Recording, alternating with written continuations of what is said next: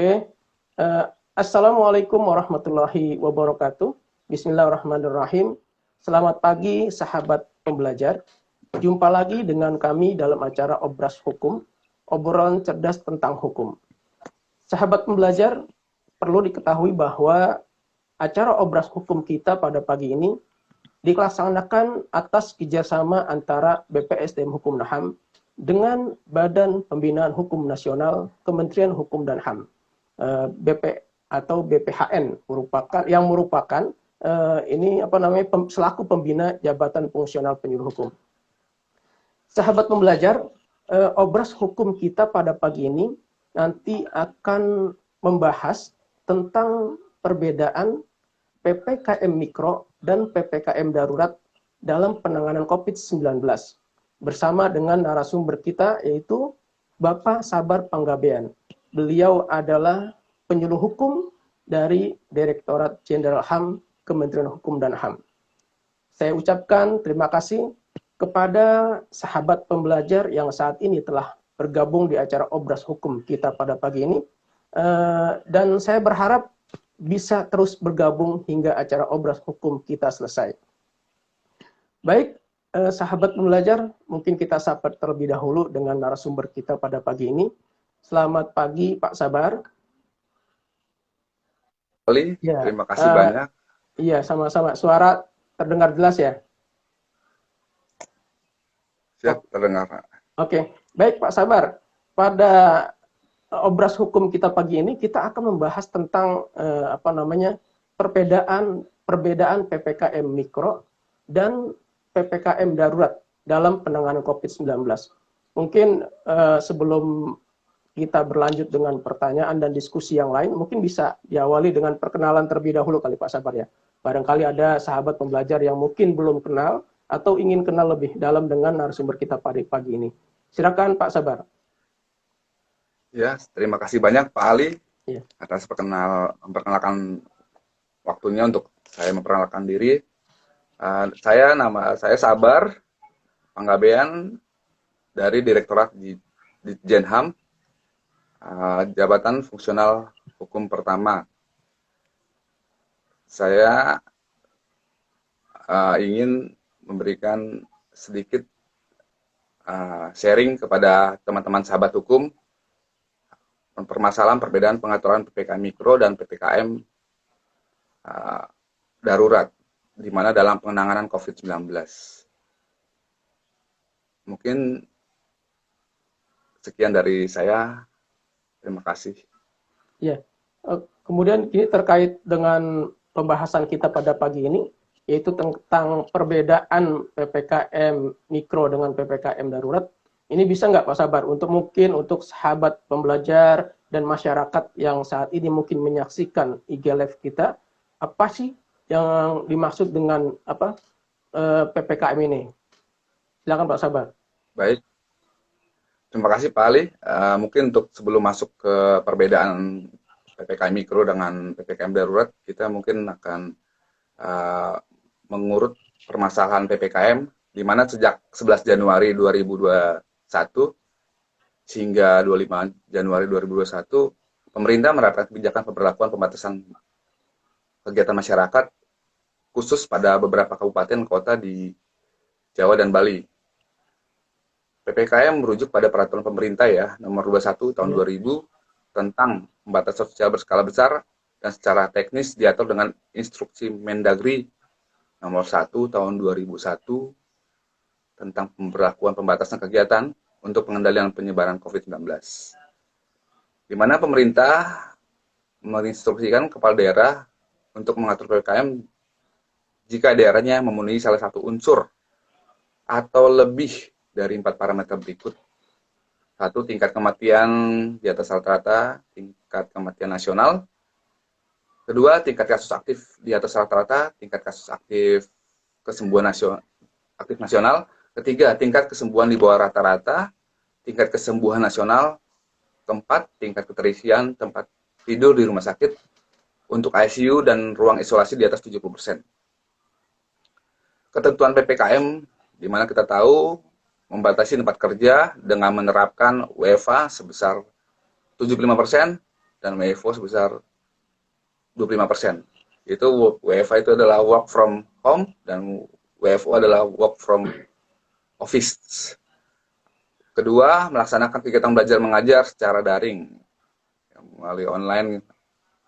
Ketiga, untuk kebutuhan sektor penting berkaitan dengan kebutuhan pokok masyarakat tetap dapat berorientasi 100% dengan pengaturan jam operasional kapasitas dan penerapan protokol kesehatan secara lebih ketat.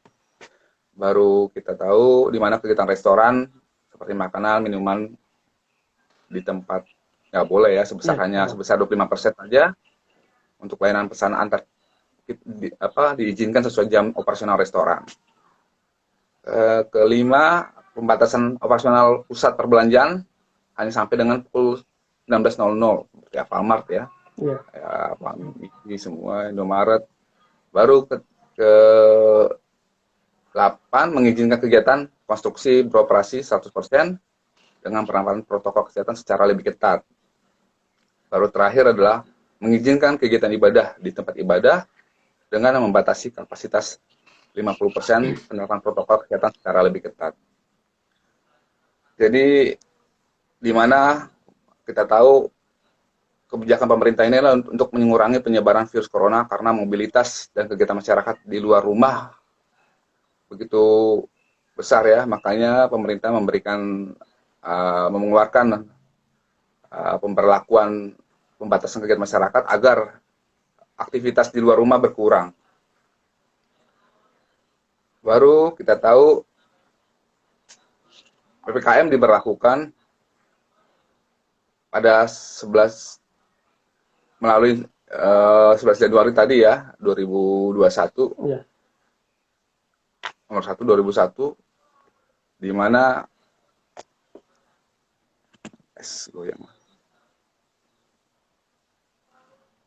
Kemudian yang terkait dengan pengertian PPKM mungkin kita bahas dari awal ya, dari pengertian terlebih dahulu.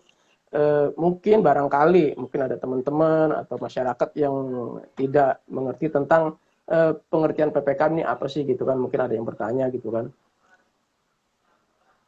Pengertian PPKM. Iya, pengertian PPKM itu. Kita bahas mungkin dari pengertian dulu kali ya, biar lebih mungkin walaupun udah banyak yang tahu, tapi barangkali ada yang belum tahu tentang PPKM apa sih gitu. Bisa dijelaskan Pak Sabar pengertian PPKM? PPKM adalah singkatan ya, pemberlakuan pembatasan kegiatan masyarakat tadi. Kebijakan diterapkan oleh tujuan agar mengurangi penyebaran virus corona.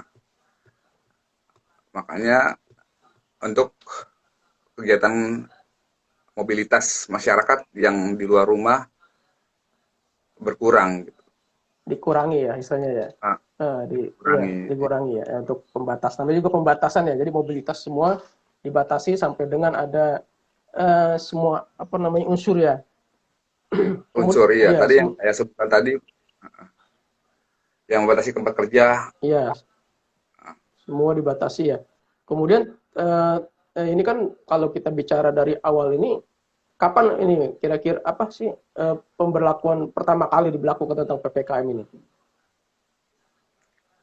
PPKM pertama kali diberlakukan 11 Januari ya, sampai 25 Januari dengan mengeluarkan instruksi Mendagri nomor 1 tahun 2021 tentang pemberlakuan pembatasan kegiatan untuk pengendalian penyebaran virus corona. Itu diarahkan ke 7 provinsi ya, karena 7 provinsi ini adalah di mana begitu besarnya penonjakan masalah virus corona tadi, seperti DKI Jakarta, Jawa Barat, Banten, Jawa Tengah, Yogyakarta, serta Jawa Timur dan Bali. Itu ya, jadi yang terkait dengan pembatasan PPKM ya, lebih kepada 7 provinsi yang terutama ya. Kemudian terkait dengan karena kan gini, masyarakat ini kan kita tahu bahwa mungkin dengan adanya pemberlakuan PPKM ini ada yang mengatakan masyarakat jadi susah. Ini setuju nggak nih Pak Sabar nih dengan mungkin pendapat seperti itu? Sebenarnya pemerintah membuat PPKM itu untuk terutama untuk masyarakat ya, karena di mana pemerintah mengeluarkan suatu aturan untuk di mana kita bisa menjaga kesehatan dan juga kebaikan untuk bersama, baik untuk keluarga, untuk masyarakat, dan untuk bangsa dan negara lah ya. Iya, intinya pemberlakuan PPKM ini pada dasarnya untuk kebaikan masyarakat Indonesia ya. Seperti itu ya Pak Sabar ya. Iya. Kemudian terkait dengan ini, kita kan pembahasan materi kita ini kan terkait dengan perbedaan PPKM mikro dengan PPKM darurat. Nah, mungkin Pak Sabar bisa menginformasikan atau menjelaskan terkait dengan apa sih yang dimaksud dengan PPKM berbasis mikro ini? Iya, PPKM mikro itu berbeda ya dengan PPKM makro, karena di mana PPKM mikro ini merupakan instruksi Menteri Mendagri nomor 3 tahun 2021 dan juga instruksi Mendes PDDT nomor 1 tahun 2001 juga, itu tentang pelaksanaan PPKM mikro di desa, di mana ya Pak Mendagri dan Mendes merekomendasi kepada kepala daerah dengan menerbitkan aturan kebijakan di masing-masing daerah. Udah gitu, penerapan PKM dibarengi dengan peningkatan pelaksanaan testing, tracing, treatment, serta penetapan zonasi-zonasi di tingkat RT, dan skenario pengendalian tersebut dimudahkan sebagai upaya dalam melakukan pengendalian kasus dan pelaksanaan 3T tersebut di tingkat RT dan RW dan desa serta kelurahan ya. Pelaksanaan testing tadi dapat cara melakukan swab test kayak antigen secara gratis kepada masyarakat di desa dan kelurahan disediakan oleh Kementerian Kesehatan dengan menggunakan fasilitas kesehatan dan puskesmas di wilayah masing-masing. Serta penerapan PKM juga mikro dibarengi pemberian bantuan ya, pemenuhan kebutuhan dasar berupa beras, masyarakat desa zona merah, dan pemberian bantuan masker sesuai standar untuk seluruh masyarakat desa. Di mana penyaluran bantuan beras dan masker akan dikoordinasikan oleh setiap elemen pemerintah, baik itu TNI, Polri, atau tingkat Polsek dan Koramil. Penerapan PPKM dilaksanakan oleh berkoordinasi juga dengan Satgas COVID ya, COVID-19 di tingkat kecamatan, kabupaten kota, dan provinsi, sehingga pemerintah akan dapat melakukan evaluasi dan monitoring dalam pengawasan permasalahan COVID-19 tadi.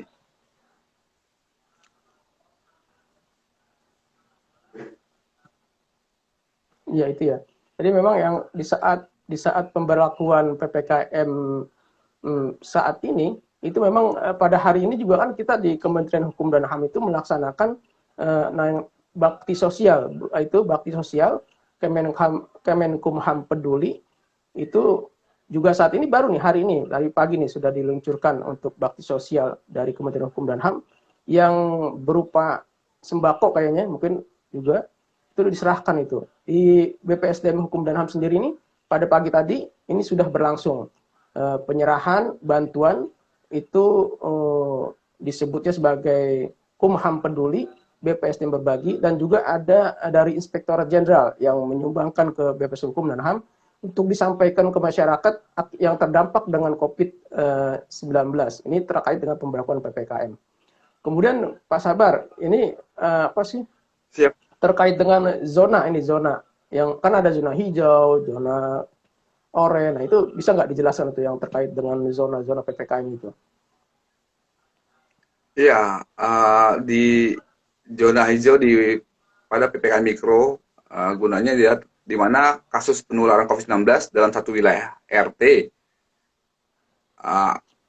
surveilansinya aktif dan pemantauan secara rutin dan berkala. Dan juga di mana dalam satu wilayah tersebut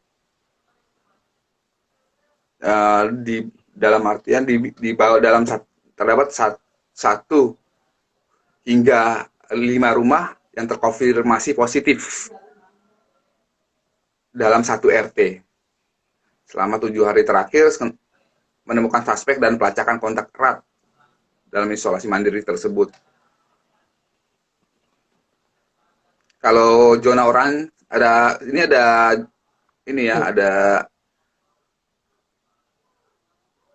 4 zona. Iya.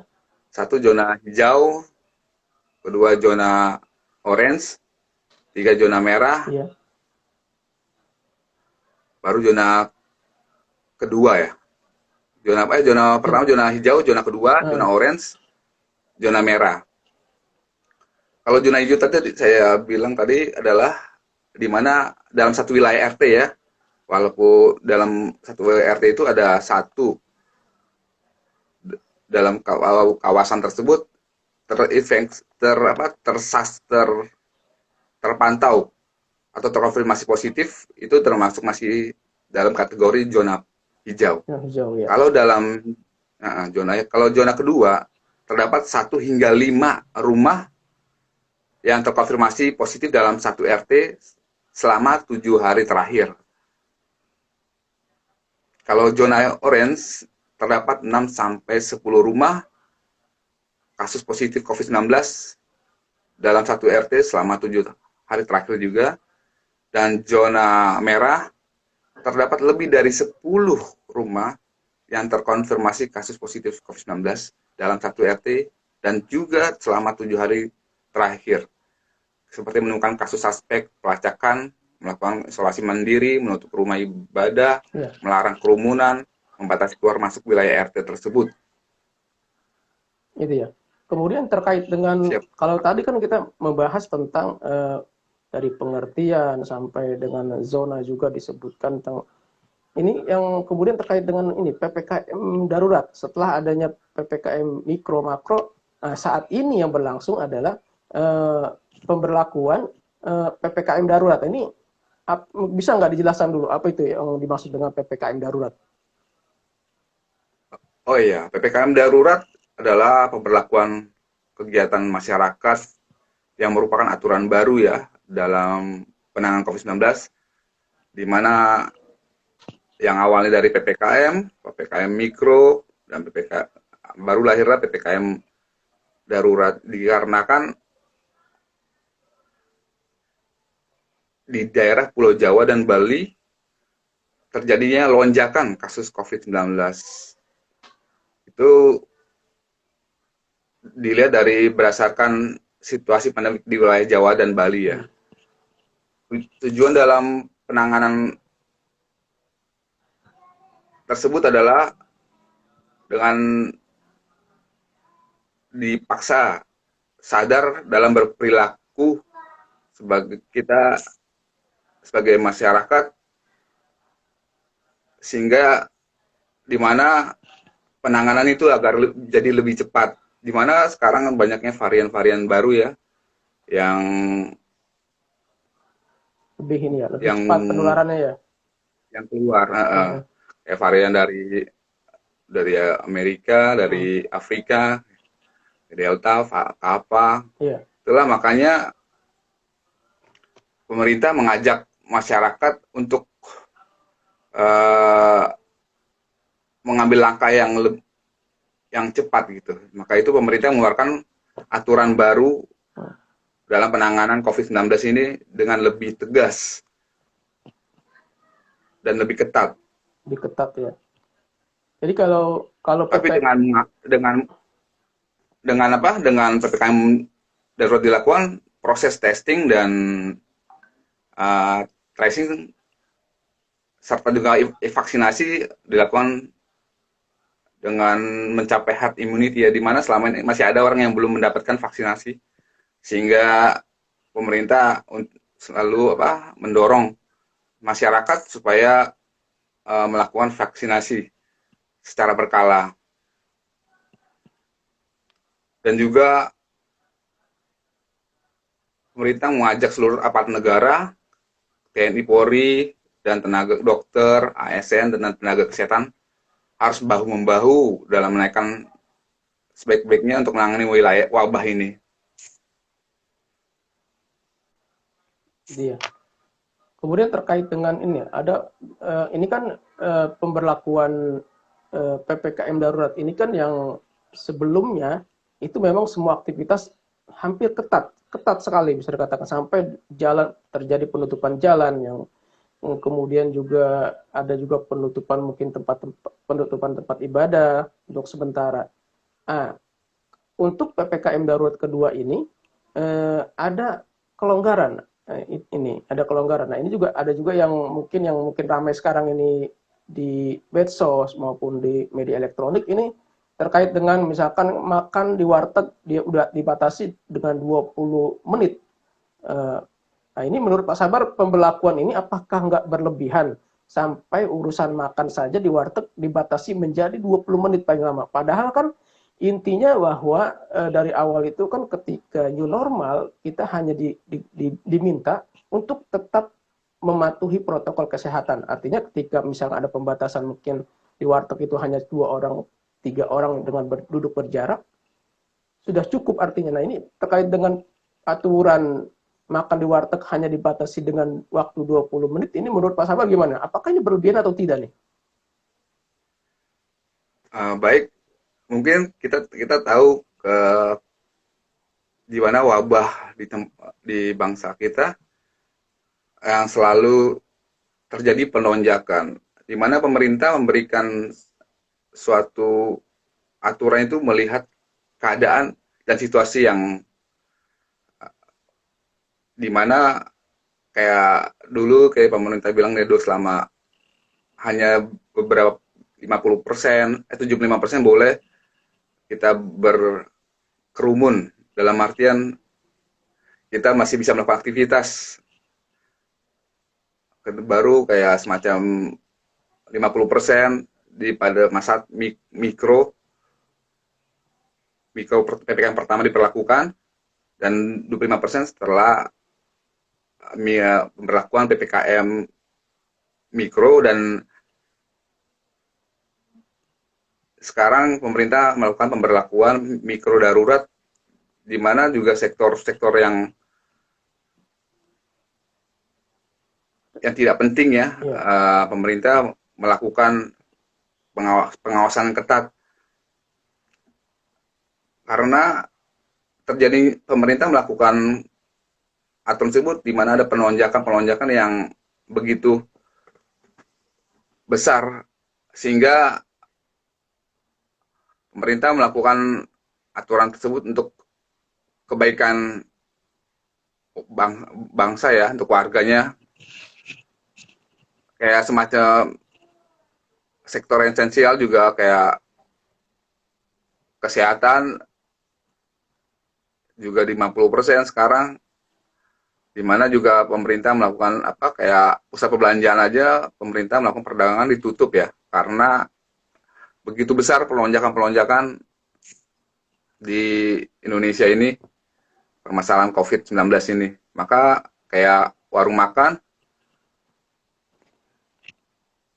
hanya menerima delivery atau take over aja, sehingga untuk mengurangi lah penonjakan tadi.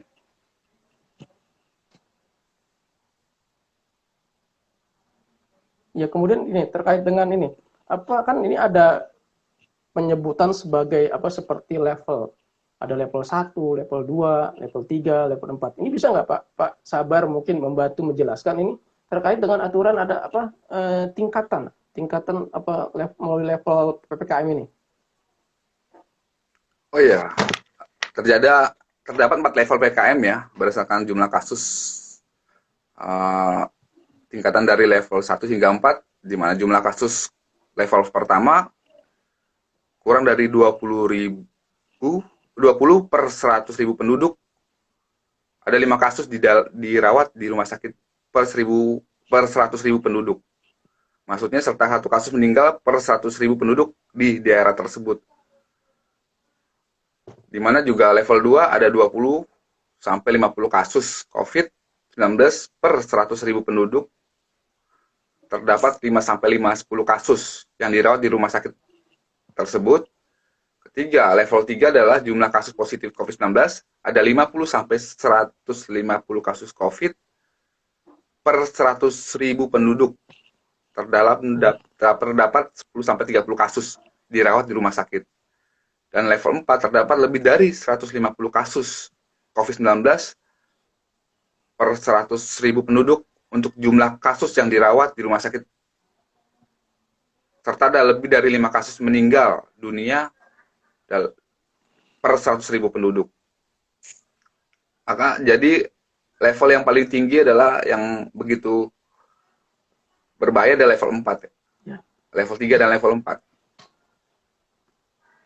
Karena kasusnya lebih banyak ya, kasus di level 4 itu sebutannya ya Pak Sabar ya. Kasusnya bisa lebih 150 kasus gitu ya. Makanya semakin level tinggi, jadi semakin penyebar kasusnya itu tinggi, banyak ya. Makanya sebut sampai level 4 gitu ya. Oke. Kemudian sebentar, saya ada yang bertanya nih Pak Sabar. Ini dari bentar. Ini IG-nya Hello Dandung. Izin bertanya, kapan Bapak tes kesehatan Poltekip kapan ya, Bin? Oh, ini yang ada bertanya tentang kesehatan apa? Itu tidak masuk di obras hukum, tapi kita jawab saja bahwa untuk tes kesehatan Poltekip mungkin CPNS ya, itu nanti ada panitianya dan ada informasinya di websitenya Kemenkumham atau CPNS. Ya, silakan nanti diakses saja di webnya Kemenkumham untuk informasi terkait dengan CPNS, kapan pelaksanaan tes kesehatannya. Baik, kita lanjut, Pak Sabar. Ini terkait dengan ini kan pelaksanaan PPKM darurat ini kan seperti yang minggu lalu ini, yang pertama itu ada semacam demonstrasi dari mahasiswa, masyarakat mungkin ya, yang saat ini terjadi. Nah, ini kita akan bicara tentang saksinya seperti apa. Ada juga yang penegakan hukumnya ini dirasa masyarakat ini berlebihan, seperti ada pengerusakan mungkin warung atau tempat warung, sampai ada mungkin kasus yang terakhir itu yang mungkin juga kita semua tahu, yang tempat kafe atau apa itu terjadi penamparan terhadap pemilik warung atau kafe itu. Nah, ini sebetulnya sanksi bagi pelanggar PPKM darurat itu seperti apa sih? Itu karena penegakan hukumnya ini kayaknya ya masyarakat merasa ini kok berlebihan, jadi kayaknya masyarakat tuh jadi takut. Mungkin penegak hukum tingkat daerah, yaitu misalkan seperti Satpol PP, ada oknum Satpol PP yang mungkin bertindak keras terhadap dalam melakukan penertiban aturan PPKM darurat. Kemudian juga ada yang memang Satpol PP yang pada saat melakukan penertiban maupun pengawasan itu secara harmonis, secara kemanusiaan. Sampai juga ada yang di Bogor itu terakhir kita lihat Satpol PP itu ketuanya atau siapa itu, dia sampai memberikan bantuan, malah justru hanya menegur secara baik-baik. Nah, ini terhadap mungkin ada masyarakat juga yang melawan penegakan aturan PPKM, ada juga petugasnya yang melakukan kekerasan terhadap masyarakat. Nah, ini sebetulnya aturan bagi pelanggar PPKM itu sendiri itu seperti apa, Pak Sabar? Iya, kita tahu dalam instruksi Mendagri juga telah memuat ya sanksi yang bisa dikenakan bagi pelanggar PPKM. Di mana dalam Mendagri itu ada juga termuat ada semacam suatu sanksi yang berasal dari Kitab Undang-Undang Hukum Pidana.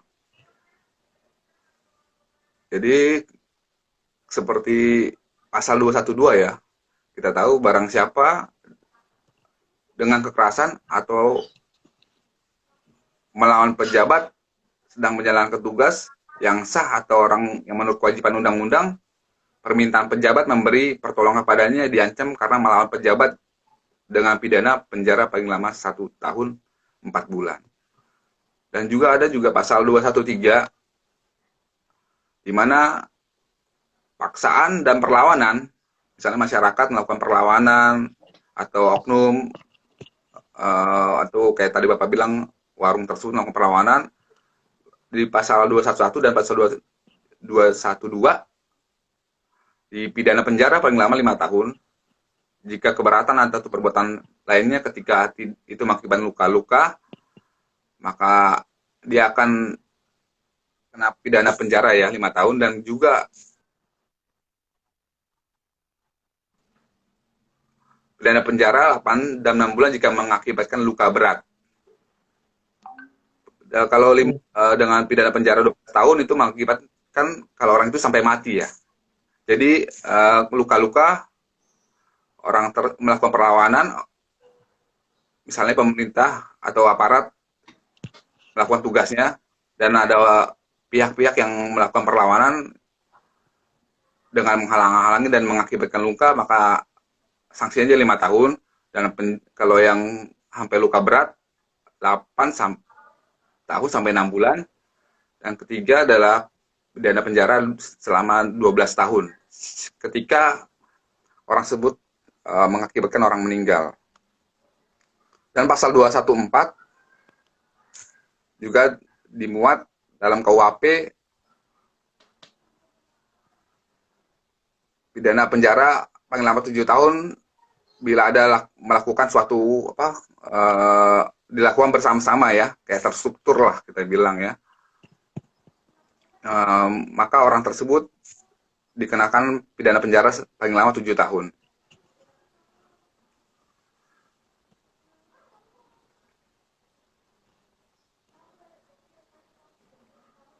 Itu aja saksinya, sanksinya ya, Bang Sabar ya. Sebetulnya masih banyak juga Pak ya. Kayak tadi ya saya bilang di pasal 211 tadi. Pasal 213, pasal 214. Dan juga kalau misalnya yang secara khususnya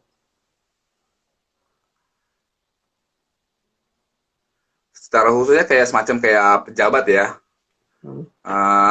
Dia melakukan atau melanggar PPKM, dia akan dikena hukuman seperti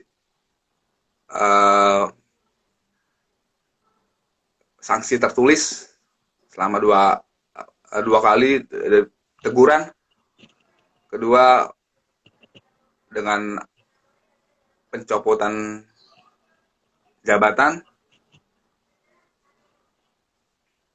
atau bisa juga dengan mutasi. Ya, kemudian terkait dengan itu kan tadi kan disampaikan secara umum ya, maksudnya sanksi berdasarkan kitab undang-undang hukum pidana. Nah, kemudian bagaimana sanksi terhadap misalnya ada juga undang-undang yang khusus, undang-undang yang apa namanya tentang wabah penyakit menular sama yang kekarantinaan ini bisa nggak nih diterapkan nih yang secara khusus sanksinya?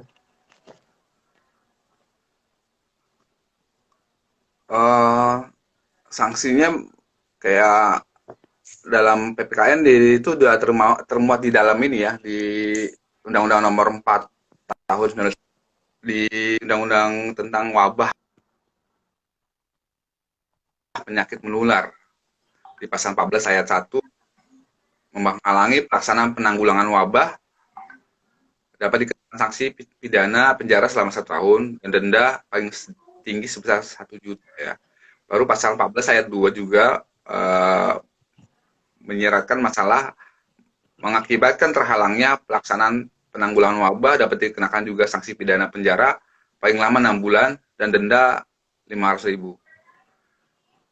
Dan tentang kekarantinaan kesehatan juga dalam undang-undang kesehatan juga ada termuat masalah kayak kekarantinaan ya, di mana kita tidak mematuhi ya penyelenggaraan kekarantinaan dapat dikenakan juga sanksi pidana penjara paling lama 1 tahun dan juga denda paling tinggi.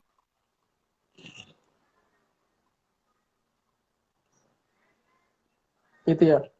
Iya, jadi untuk sahabat pembelajar dan masyarakat memang perlu diketahui terkait dengan sanksi bagi yang melanggar aturan PPKM darurat ini tuh bisa dikenakan pasal 212 atau pasal 212 Kitab Undang-Undang Hukum Pidana. Itu jadi bagi masyarakat mungkin yang melanggar aturan ini itu nanti bisa dikenakan pasal itu, pasal 212 Kitab Undang-Undang Hukum Pidana. Itu ancamannya itu pidana penjara paling lama 1 tahun 4 bulan. Itu pasal 212. Kemudian jika mungkin dalam pelaksanaannya ada masyarakat, misalkan pemilik warung, pemilik kafe, semua masyarakat yang ketika ada pengawasan dan penegakan hukum terkait dengan aturan PPKM darurat, dan saat dilakukan penegakan hukum kemudian masyarakat melawan petugas, itu bisa dikenakan juga pasal 211 itu, sama 212 juga. Itu ancaman pidananya itu pidana penjara paling lama 5 tahun. Kemudian jika mengakibatkan luka, jadi ketika petugas misalkan Satpol PP-nya luka-luka akibat perlawanan itu, nanti yang masyarakat bisa dikenakan pidana berdasarkan pasal 212 itu penjaranya paling lama 8 tahun 6 bulan. Itu jika mengakibatkan luka. Kemudian jika mengakibatkan mati, maka itu nanti pidananya itu pidana penjara paling lama 12 tahun. Nah, itu bagi yang melanggar aturan PPKM darurat. Nah, ini secara umum diatur dalam Kitab Undang-Undang Hukum Pidana. Ada pasal 212, 213 sampai 215 itu. Ya, dan kemudian tadi juga Pak Sabar menyampaikan secara khusus itu pelanggar bisa dikenakan berdasarkan Undang-Undang Nomor 4, pasal 4 Undang-Undang Nomor 4 ya tahun 1984 tentang wabah penyakit menular. Itu pasal 14 ayat 1. Itu sanksinya itu pidana penjara paling lama 1 tahun atau denda itu setinggi-tingginya 1 juta rupiah. Ini bagi yang melanggar aturan PPKM darurat. Kemudian Pak Sabar ini terkait dengan PPKM Mikro, ini perbedaan pengaturan antara PPKM Mikro dengan PPKM darurat itu dalam penangkap ini seperti apa nih? Perbedaannya tadi kita lihat kalau PPKM Mikro kan dia pertama dia dalam skup kelurahan RT dan RW ya. Dalam instruksinya dia instruksi Mendagri dan instruksi Mendes, pemerintahan desa ya, di mana Mendagri dan Mendes tadi mengeluarkan aturan dan tindak lanjutnya ditindaklanjuti oleh kepala daerah tersebut. Apakah sesuai dengan aturan tersebut, itu kan disesuaikan dengan keadaan dalam masyarakat daerah tersebut lah ya. Maka diberikan wewenang kepada kepala daerah tersebut untuk membuat suatu aturan kembali, tapi tetap dasarnya melalui instruksi Mendagri tadi dengan instruksi Mendes tadi. Itu terkait dengan perbedaan pengaturannya ya. Baik, iya. Baik sahabat pembelajar, mungkin kita sudah dari sejak awal, dari pengertian PPKM Mikro dengan PPKM darurat sudah kita dapatkan, sampai terakhir tadi dengan sanksinya. Jadi kepada masyarakat dihimbau supaya tetap mematuhi protokol kesehatan dan mematuhi aturan perundang-undangan yang berlaku, yang saat ini juga terkait dengan aturan PPKM darurat supaya kita laksanakan bersama, karena pada intinya pemberlakuan PPKM darurat ini adalah untuk kebaikan kita bersama. Untuk narasumber kita, Pak Sabar, apakah ada yang ingin disampaikan untuk mungkin sebagai rangkuman, atau ada juga bisa pesan untuk masyarakat atau sahabat pembelajar yang saat ini menyaksikan live IG kita? Silakan Pak Sabar. Baik, terima kasih banyak Pak Ali. Mungkin hanya sedikit saran dari saya, kita jaga kesehatan, kita harus tetap protokol kesehatan harus kita tetap jalani, di mana untuk kita dalam artian berpartisipasi dalam, apalagi sebagai kita sebagai sahabat hukum ya, kita harus tetap mengikuti aturan pemerintah, melaksanakan protokol kesehatan dan menjaga jarak, sehingga kita juga menjadi contoh dan teladan sebagai uh, sahabat hukum untuk masyarakat. Terima kasih Pak. Iya. Mungkin sekian dari saya. Kemudian ada nggak pesan untuk para satgas COVID-19 atau satgas yang melakukan tindakan terhadap para pelanggar ini, ada nggak pesan? Karena kan kita tahu bahwa tidak semua satgas ini melakukan kekerasan dalam melakukan penegakan atau pengawasan hukum terkait aturan PPKM darurat. Tapi untuk mungkin satgas yang mungkin melakukan dalam penegakan hukum yang melakukan dengan cara kekerasan ini, pesan khususnya apa nih Pak Sabar sebagai penyuluh hukum untuk yang tadi catatannya oknum satgas yang melakukan kekerasan dalam penegakan aturan PPKM darurat. Silakan Pak Sabar. Mungkin sebagai satgas COVID-19, saya rasa untuk saat ini kayaknya udah mulai sedikit dalam artian mungkin masyarakatnya juga udah mulai sadar ya. Sehingga satgas tersebut juga dalam artian dia lebih humanis, humanis dalam melaksanakan tanggung jawabnya sebagai satgas COVID-19. Mungkin lebih sebagai satgas COVID-19 kita lebih menaungi lagi atau lebih memberikan pencerahan pada masyarakat, tidak lagi dengan melalui fisik atau maupun dengan kekerasan. Makanya mungkin secara humanis itu perlu, karena banyak warga kita mungkin sekarang bagi banyak permasalahan ya, mungkin ekonomi mereka, jadi sehingga kita sebagai satgas harus tetap melakukan secara humanis. Betul. Terima kasih Pak. Untuk satgas COVID, oknum yang suka melakukan kekerasan dan penegakan hukum, jadi harus dirubah bahwa penegakan hukum tidak harus dengan cara kekerasan, karena cara humanis. Karena ini memang masyarakat kita ini kan dalam kondisi susah. Sementara mungkin perekonomian keluarganya itu didapatkan dengan cara berdagang. Kalau cara berdagang ditutup, maka sulit untuk memenuhi kebutuhan hidupnya sendiri. Nah, makanya kadang-kadang kita harus lebih juga secara sosial juga harus mungkin mengedepankan nilai-nilai kemanusiaan gitu. Ya Pak Sabar ya. Kemudian yang terakhir, betul, untuk sahabat kita penyuluh hukum di saat pemberlakuan PPKM darurat ini, kira-kira pesan Pak Sabar untuk sahabat-sahabat penyuluh hukum ini seperti apa? Ya, untuk sahabat-sahabat penyuluh hukum. Untuk sahabat-sahabat hukum, kita tetap menjaga kesehatan kita ya. Dan kita juga tetap meningkatkan imun kita. Mungkin kita harus lebih sering bagaimana mungkin minum vitamin, berolahraga, sehingga kita dapat terhindar dari penyakit COVID-19 ini. Mungkin juga kita juga tidak lupa untuk banyak-banyak beribadah ya, sehingga itu juga bisa memberikan perlindungan kepada kita dalam menjaga kesehatan kita, serta juga protokol kesehatan dari pemerintah atau dari presiden kita harus tetap laksanakan dengan baik. Terima kasih Pak. Iya, jadi untuk sahabat penyuluh hukum, pesan dari kerabat kita Pak Sabar, tetap jaga kesehatan, jaga imun, kemudian juga ya patuhi protokol kesehatan. Ada lagi Pak Sabar yang mau disampaikan sebelum acara kita tutup? Mungkin udah tidak ada lagi Pak. Nggak ada lagi, cukup ya. Baik sahabat pembelajar, demikian obras hukum kita pada pagi ini.